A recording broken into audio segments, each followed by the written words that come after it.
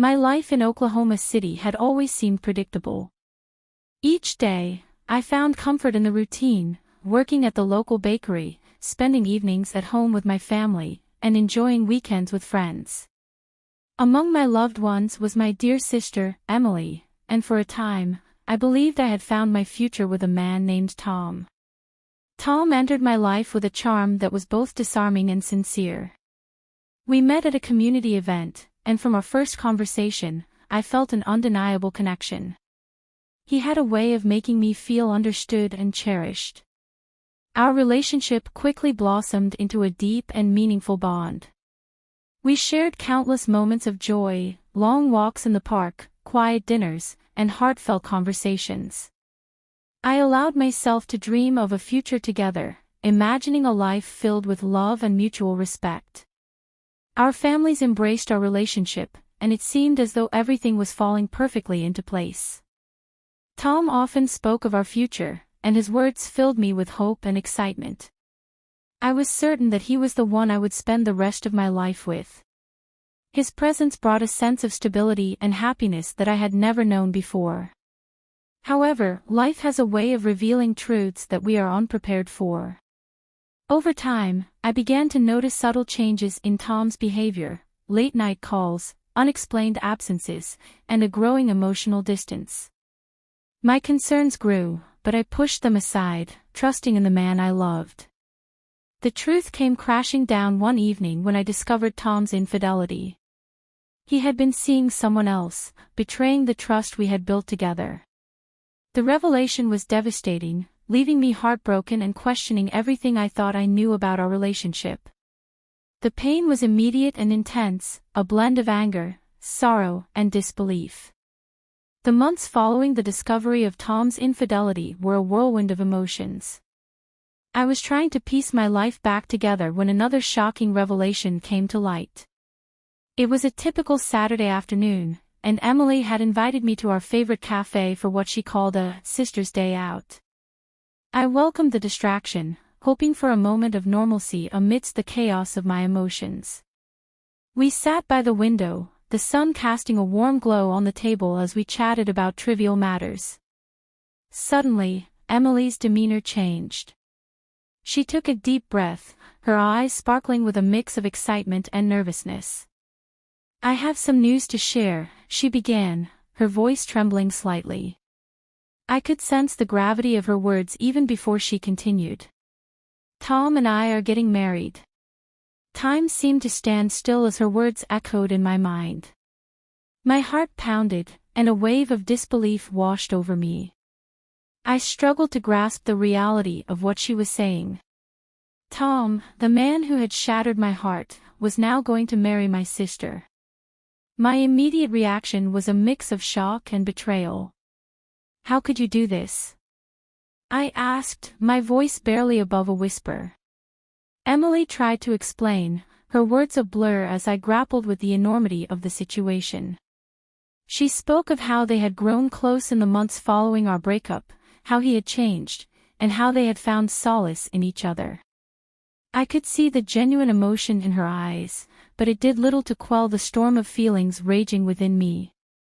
The betrayal cut deep, not just because of Tom, but because it was Emily, my sister, my confidant. The cafe, once a place of comfort, now felt like a cage closing in around me.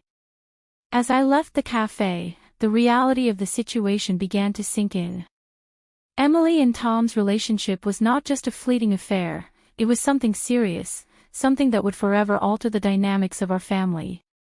My mind raced with thoughts of how to navigate this new, painful reality. Reflecting on that moment, I realized it was the catalyst for the profound changes that were to come. It was the spark that set off a series of events, forcing me to confront my deepest fears and insecurities, and ultimately leading me down a path of unexpected revelations and personal growth. The weight of Emily's words bore down on me like a heavy cloud. The betrayal by both Tom and Emily gnawed at my heart. I knew I couldn't avoid the confrontation that was looming. I needed answers, and I needed to express my hurt. That evening, I returned home to find Emily in the kitchen, preparing dinner. The familiar sense that usually brought comfort now felt suffocating. I took a deep breath and approached her, my emotions simmering just below the surface. "Emily, we need to talk," I said, trying to keep my voice steady. She turned to face me, her expression a mix of apprehension and determination. "About what happened today? About you and Tom," I continued, my voice rising despite my efforts to stay calm. "I know this is hard for you to understand," Emily began, her tone soft but resolute. "But Tom and I have developed a deep connection. We didn't plan for this to happen. It just did." "How could you?" I demanded, the pain in my voice unmistakable. "You knew how much he hurt me. You saw how devastated I was. And now, you're telling me you're going to marry him." Emily's eyes filled with tears. "I never wanted to hurt you. I love you, and this situation is tearing me apart too. But Tom and I, we found something real." Her words only fueled my anger. "Something real? He cheated on me, Emily. How can you trust him? How can you believe that this will end any differently?" The kitchen, once a place of warmth and family gatherings, had become a battleground. The air was thick with tension and unspoken words. Emily tried to reach out to me, but I stepped back, needing distance. "I can't do this," I said, my voice breaking. "I need time to process all of this. I need space." I walked out of the kitchen, feeling a mixture of rage and sorrow. My mind was a whirlwind of emotions, and I knew I needed to find a way to cope with the reality that my sister and my ex-boyfriend were now a couple. Over the next few weeks, the tension in our household was palpable. Family dinners became silent affairs, and every interaction with Emily felt strained and forced. I avoided Tom altogether, unable to face him without feeling a surge of anger and betrayal. The initial confrontation had laid bare the raw emotions and unresolved issues between us. It was clear that this situation was far from over, and the journey ahead would be fraught with challenges and difficult decisions. Reflecting on that confrontation, I realized it was a turning point, a moment that would shape the course of my relationships and my personal growth in ways I had yet to understand. One evening, feeling the weight of my emotions pressing down on me, I decided to visit a quiet park nearby, a place where I often found peace. The park was serene, with the gentle rustle of leaves and the soft chirping of birds creating a calming ambience. I sat on a bench, letting the tranquility wash over me, and began to reflect on everything that had happened. As I sat there, lost in thought, I received a message from David, Tom's best friend. David had always been a kind and supportive presence, and his message was a simple offer to talk. Desperate for an outside perspective, I agreed to meet him the next day. We met at a small cafe on the edge of town. David greeted me with a warm smile, and his presence was immediately comforting. Over cups of coffee, I poured out my heart, sharing the turmoil of the past months. David listened patiently, his expression a mix of concern and understanding. "I can't believe how everything has changed," I confessed, my voice trembling. "Emily and Tom, it's like a bad dream I can't wake up from." David nodded sympathetically. "I understand how you feel. It's a complicated situation, and there's no easy answer. But you have to focus on what's best for you, on finding your own peace." His words resonated deeply with me. We continued to talk, and he shared his own insights about Tom. "I've known Tom for years," David said, "and I've seen both his strengths and his flaws. People can change, but trust is something that has to be earned, not given blindly." Our conversation stretched into the afternoon, and by the time we parted ways, I felt a sense of clarity beginning to emerge. David's perspective had provided a much-needed balance, allowing me to see the situation with a bit more objectivity. The days of introspection and conversations with David provided me with a sense of clarity that had been absent since the betrayal. However, it wasn't until a particular Sunday afternoon that I experienced a revelation that would profoundly change my outlook. I had decided to attend a community event, a charity fundraiser held at a local hall. It was the kind of gathering I typically enjoyed, filled with familiar faces and a warm, welcoming atmosphere. As I mingled and engaged in light conversations, I felt a sense of normalcy beginning to return. David was also at the event, and we found ourselves talking once again. This time, our conversation felt different, deeper, more personal. We discussed not only the past few months but also our hopes and fears for the future. His presence had become a source of comfort and stability, something I had not anticipated. As the evening progressed, there was a moment when I found myself alone with David in a quiet corner of the hall. The conversation turned to our personal lives, and David opened up about his own struggles and dreams. He spoke with a sincerity and vulnerability that resonated with me. "I've been thinking a lot about what you said," I admitted. "About focusing on what's best for me and finding my own peace. It's been hard, but I'm starting to see a way forward." David looked at me intently, his eyes filled with compassion. "You deserve happiness, and you deserve someone who respects and cherishes you. Don't let the past define your future." In that moment, something clicked. The clarity I had been seeking wasn't just about understanding the betrayal but about recognizing my own worth and making choices that aligned with my values and desires. It was a pivotal moment of self-realization. I took a deep breath and made a decision. "David, I need to move on from the pain and focus on rebuilding my life. I want to surround myself with people who genuinely care about me." David smiled, a look of relief and understanding crossing his face. "I'm glad to hear that. You have so much to offer, and I know you'll find the happiness you deserve." As we parted ways that evening, I felt a weight lifting from my shoulders. I had made a crucial decision, to let go of the past and embrace the possibilities of the future. It was not about forgetting the betrayal but about choosing to not let it control my life. In the days following my decision to move forward, life gradually began to regain a sense of normalcy. I immersed myself in activities that brought me joy and spent more time with friends, especially David, whose presence had become a comforting constant. However, the underlying tension with Emily and Tom was a storm waiting to break. One evening, I attended a family gathering, a rare occasion meant to celebrate our parents' anniversary.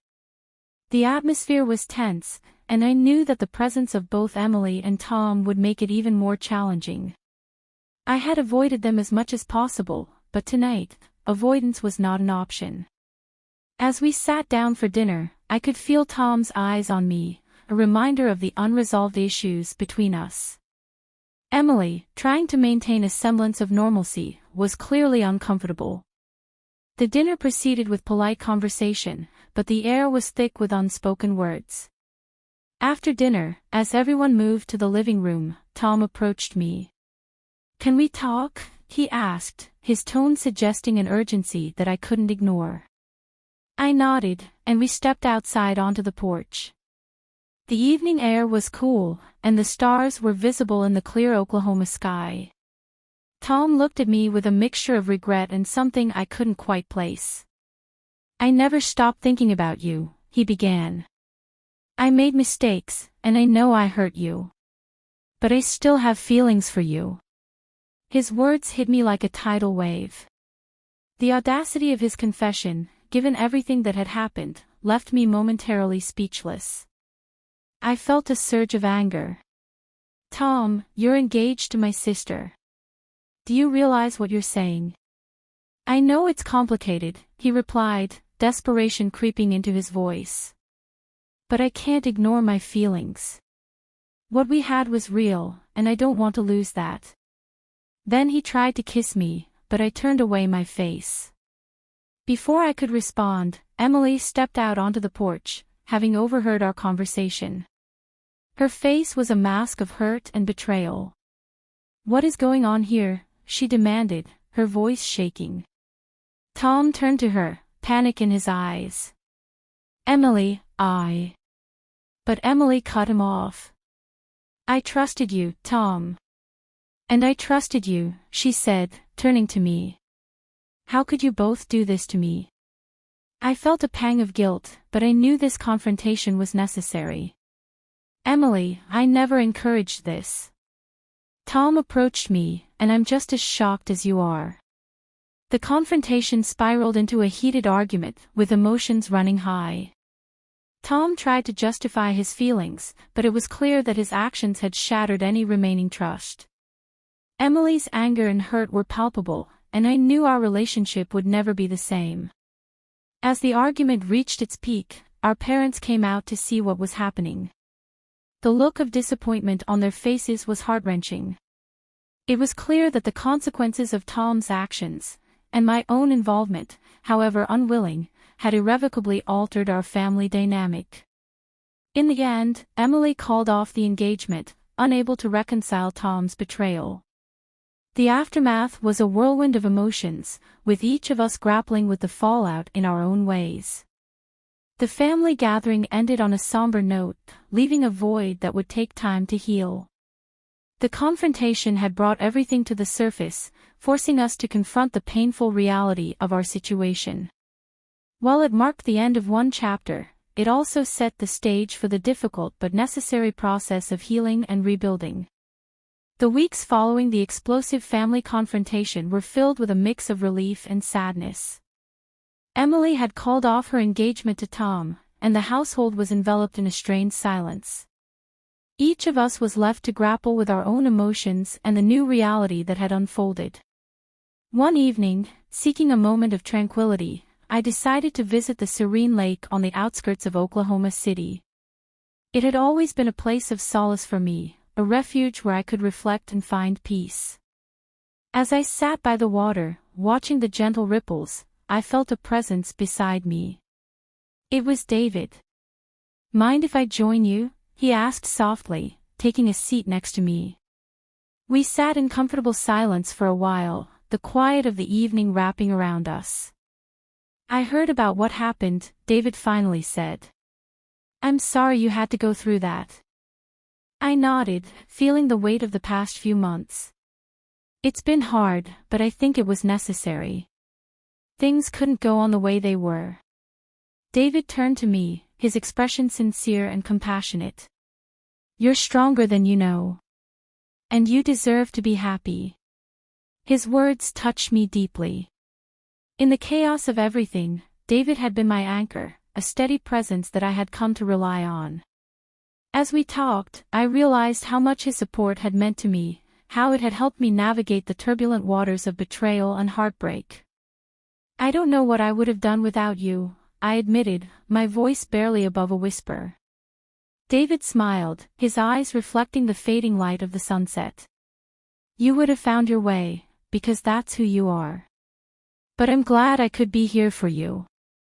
As the evening turned to night, David and I continued to talk, sharing our hopes and dreams, and the pain of the past. It was in those moments that I felt a shift, a resolution within myself. I had been so consumed by the betrayal and its aftermath that I had forgotten to look forward, to envision a future beyond the hurt. In the days that followed, I made a conscious effort to rebuild my life. I reconnected with old friends, immersed myself in work, and took up new hobbies. Emily and I, though still strained, began to mend our relationship. We had long, heartfelt conversations, slowly rebuilding the trust that had been shattered. One afternoon, as I was baking in the kitchen, Emily walked in. She looked hesitant but determined. Can we talk? She asked. I nodded, setting aside my work. Emily took a deep breath. I want to apologize for everything. For hurting you, for not seeing what was happening. I let my feelings cloud my judgment, and I'm truly sorry. Her words were sincere, and I could see the pain and regret in her eyes. I appreciate that, Emily, I replied. And I'm sorry too, for any part one played in this mess. I want us to move forward, to heal. We embraced, and in that moment, I felt a sense of closure. The road to healing would be long, but we had taken the first steps together. The morning sun casts a gentle glow over Oklahoma City as I sit by the lake, the same serene spot that has seen me through some of my darkest and brightest moments. The water is calm, reflecting the clear blue sky, and there's a sense of peace in the air that mirrors my own state of mind. Emily joins me, her presence a comforting reminder of the bond we share. We've come a long way since that tumultuous period, and today, there's a sense of closure and renewal between us. We sit in companionable silence, watching the ducks glide across the water. I'm glad we could move past everything, Emily says, breaking the silence. Her voice is soft, but there's a strength in it that speaks of healing and growth. Me too, I reply, squeezing her hand. It hasn't been easy, but I think we're stronger for it. Our relationship has been mended, slowly but surely. The pain of betrayal has given way to forgiveness and understanding. We've had countless conversations, each one a step towards rebuilding the trust that was lost.